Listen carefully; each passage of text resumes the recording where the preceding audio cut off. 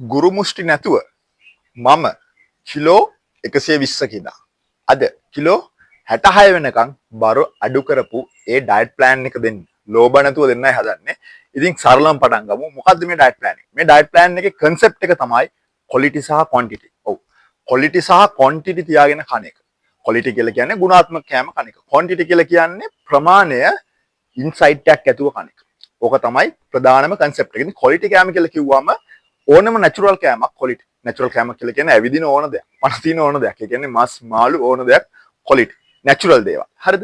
ගස් වලින් ගන්න දේවල්. පලා වර්ග, එළවලු වර්ග මේවා quality. මේවා natural. හරිද? මේක තමයි quality එකේ concept එක. මේවා ඔයාලට කන්න පුළුවන්. quantity කියලා කිව්වම ඔයාට ප්‍රමාණය දැනගෙනවා කෑම කන එක. ඒකට ඔයා දන්නවා වගේ calorie requirement. calorie requirement එක දැනගෙන මෙන්න මේක exceed කරන්නේ නැතුව මෙන්න මේකට ඉක්මවාල යන්නේ නැතුව ඔයාගේ බර වැඩි වෙන්නේ. කැලරි වැඩියෙන් කෑවොත් ඔයාට අවශ්‍ය ප්‍රමාණයට වැඩියෙන් කෑවොත් ඒක ඩිපොසිට් වෙනවනේ. මෙන්න මේක තමයි quantity එක. quantity එකේ අනිත් දේ තමයි ඔයාට quality කෑමක් හම්බ වෙන්නේ නැත්තම්. natural කෑමක් නෙමෙයි නා.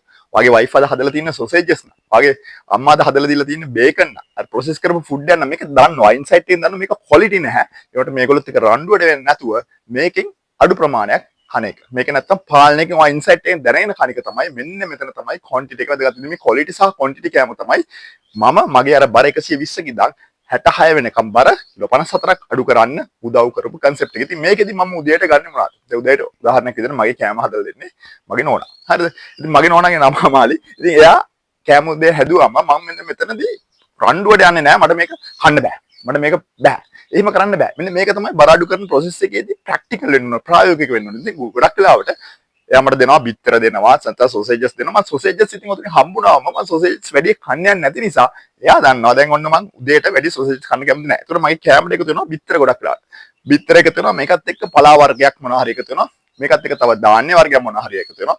ඇට කවුපි කඩලා මොනවා හරි එකතු වෙනවා. ඒකත් එක්කම අල වගේ natural කෑමක් එකතු වෙනවා. මෙන්න මේ වගේ fiber වැඩි. ඉතින් මගේ concept එක තමයි උදේ කෑම වලට මෙතනදී ප්‍රෝටීන් සහ ෆයිබර් වැඩි ආහාරයට ගන්න එක. ඉතින් ප්‍රෝටීන් සහ ෆයිබර් වැඩියෙන් ආහාරයට ගත්තම මේක අපිට ෆිල් වෙනවා. අර ලෙප්ටින් අපි ඇඟේ එනවා. ලෙප්ටින් ආවට පස්සේ මොකද වෙන්නේ අපිට ෆුල්.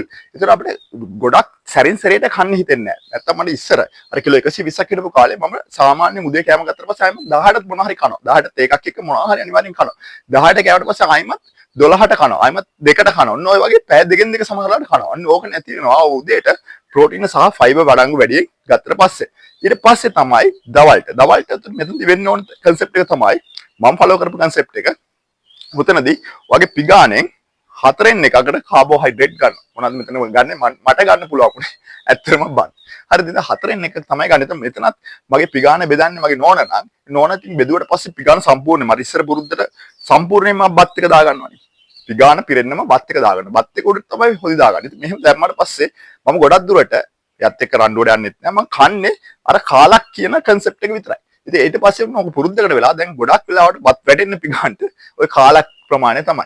ඊට පස්සේ භාගයක් ගොඩක් වෙලාවට එළවලු පලා වර්ග මම ගන්න දැන් ඊතර තියෙනවා නම් එළවලු පලා වර්ග මම ඒක වගේ ඔළුවට දාගෙන මම භාගයක්ම පිගානෙන් භාගයක්ම කන්නේ මෙච්චරයි මේ එළවලු සහ පලා වර්ග කියන concept එක මත තමයි කන්නේ. ඊට පස්සේ තව කාලක් ඉතුරු වෙන ප්ලේට් එක මේ කාලේ මොනවද ගන්නේ? ප්‍රෝටීන්.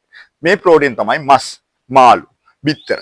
ආයිමත් මෙතනදී කාලයකට ඔයාට ප්‍රෝටීන් ගන්න පුළුවන්. ඉතින් එතනත් වගේ ෆයිබර් වැඩි වෙනවා. ඔයාගේ අපි තමයි ස්ට්‍රෙන්ග්තින් කරනවා නම් ඔයාගේ ප්‍රෝටීන් ප්‍රමාණය දෛනික ප්‍රෝටීන් ප්‍රමාණය අපි කියනවා 1 කිලෝග්‍රෑම් 1 gram to 2 gram ඕනේ කියලා 1 kilogram එකට. ඔයා එක්සර්සයිසස් කරනවා නම් 2 gram වගේ ඕනේ 1 kilogram එකට. එතකොට ඔයාගේ බර 60ක් තියෙනවා නම් ඔයාට gram 120ක් විතර ඕනේ ප්‍රෝටීන්. ඉතින් ප්‍රෝටීන් ප්‍රමාණයත් මම මෙතනින් අල්ල ගන්නවා. දවල් කෑමේ. ඊට පස්සේ ආයෙමත් ඉන්නේ රෑ කෑමනේ. රෑ කෑමේදී ඔන්න ආයෙමත් concept එක එනවා කාබෝහයිඩ්‍රේට් වල ගොඩක් දුරට අත තියන්නේ නැහැ. උදේ කෑමත් කාබෝහයිඩ්‍රේට් වලක් තිබ්බේ නැහැ. රෑ කෑමටත් කාබෝහයිඩ්‍රේට් වල තියන්නේ නැහැ. හැබැයි දවල් කෑමට අපි කාබෝහයිඩ්‍රේට් ටිකක් ගන්නවා. කාබෝහයිඩ්‍රේට් ටිකක් ගන්නේ මෙතනදී අපිට එනර්ජිත් අවශ්‍යයි. ඒක නිසා තමයි දවල්ට අපි වැඩ කරගෙන යන්නත් පුළුවන් වෙන නිසා තමයි ජීර්ණයත් හොඳ නිසා තමයි මෙතන අපි කාබෝහයිඩ්‍රේට් ටිකක් දාගත්තේ. ඉතින් රෑ කෑමේදී ආයිමත් ඔයා concept එක යනවා quality සහ quantity කියන concept එක මත ඔයා වැඩි කරනවා මෙතන ප්‍රෝටීන් සහ ෆයිබර් වැඩි කරනවා. මෙතනදී ඇත්තටම මම පාවිච්චි කරනවා මස් මෙතන මම කැමති අර ඉස්සර නම් තෙලේ බැදලා දහවලා ගන්න මස් වලට. ඉතින් මේකට මම ඇත්තටම ආදේශකයක් විදියට එයාර් ෆ්‍රයි නැත්තම් බේක් කරලා මස් ලබා ගන්නවා. ඊට අමතරව පලා වර්ගයක්, ඊට අමතරව ධාන්‍ය වර්ගයක් මේ වගේ ලබාගෙන මගේ දෛන රෑ කෑම කම්ප්ලීට් කරගන්න. ඉතින් මෙන්න මේ concept එක මත quality සහ quantity කියන concept එක මත ඔයා කෑම ගත්තොත් ඉතින් ඔයා නොදැනීම බර අඩු වෙනවා. ඉතින් ඒකෙදි ඔයා දැනගන්න දේ තමයි ඔයාගේ දෛනික කැලරි ප්‍රමාණය ගණන් කරගන්න එක. දෛනික කැලරි ප්‍රමාණය ගණන් කරලා මෙන්න මේ කැලරි ප්‍රමාණය ඉක්මවා නොවන විදිහට ඔයාගේ කෑම ලබා ගන්න එක තමයි තත් වැදගත් වෙන්නේ. ඉතින් මේ අතරතුර අපිට පාටි වැටෙනවා, වෙඩින් වැටෙනවා. ඊට අමතරව යාළුවොත් එක්ක එළියට යන්න නැති මේ වෙලාවට ඔයා කොන් වෙලා කන්න නැතු ඉන්න එපා. ඔයා දැනගෙන ඉන්සයිට් එකක් දැනගෙන ඔයාගේ කැලරි ප්‍රමාණය කීයද කියලා දැනගෙන මෙන්න මෙතන තියෙන කෑම අපි දැන් බුෆේ එකට ඇවිදන් යනවා. බුෆේ එකට ඇවිදන් ගියාම කෑම ගොඩාක් තියෙනවා. ඉතින් මම මුලින්ම කරන්නේ මගේ concept එකේ තියෙන quality සහ quantity කියන වගේ ඔය concept එක ඔළුවේ තියෙන එකේ මම මුලින්ම බෙදා ගන්න ඇත්තටම fiber, salad ඒ වගේ දේවල් ගන්නවා. ඒ වගේ ඒව ගත්තට පස්සේ ඇත්තටම full වෙනවා. ඊට පස්සේ ඔය බුෆේ එකෙන් තියෙන අනිත් කෑම අපි කෑම රස විඳින්න ඕනේ නේ. ඉතින් රස කෑම තියෙනවා, පේන්න තියෙනවා. ඉතින් මම කරන්නේ ඔය කෑමේ පොඩ දා ගන්නවා. ඒව රස විඳිනවා.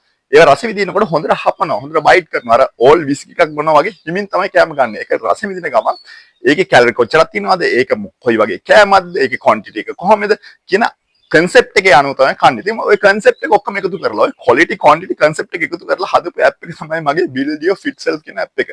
මේකේදී ඔයාලට කැලරි ප්‍රමාණය අවශ්‍ය ප්‍රමාණය මේකෙන් කියනවා.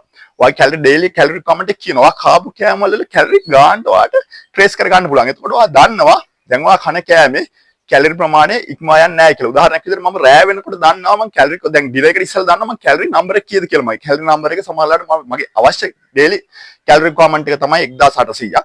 ඉතින් මම රෑ ඩිනර් එකට ඉස්සෙල්ලා මම දන්නවා දැන් ඔන්න 1200ක් විතර අරන් තියෙනවා. 600ක් තමයි ගන්න පුළුවන්. මේ 600 අතර මම අර කෑම ඔක්කොම රස විඳිනවා.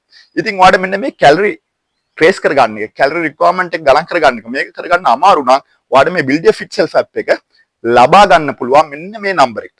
මෙන්න මේ නම්බර එකට WhatsApp message එකක් කෝල් කරන්න එපා, message කරන්න එපා. WhatsApp message එකක් දාලා මේ app එකේ request කරොත් මට මේ app එක ලබා ගන්න පුළුවන්. මේ app එක ඇත්තටම subscribe කිරීමක් විදිහට තමයි යන්නේ. මාසෙකට subscribe කරන්න රුපියල් 1000ක් යනවා. මාසෙන් වැඩිය මාස 3කට යනවා නම් 3000ක් යන්නේ 2500යි. ඊට පස්සේ අවුරුද්දකට මේ වගේ යනකොට අඩු වෙගෙන තමයි යන්නේ. ඔයා මේ app එක පාවිච්චි කරන්න ගත්තොත් ටික කාලයක් පාවිච්චි කරොත් ඔයාට මොළුවට එනවා මේක කරගෙන යන හැටි. ඒකට තවදුරටත් app ඕනේ නැහැ. ඔයා natural අර සාමාන්‍යයෙන් හොඳ ඇඟක් තියෙන natural කෑම ලබා ගන්න එක්කෙනෙක් බඩපත් වෙනවා. ඉතින් මේ විදිහට කරලා ඔයාගේ diet plan එක ඔයාම හදාගෙන බර අඩු වෙලා healthy වෙන්න කියලා මම ජය ප්‍රාර්ථනා කරනවා. Thank you very much.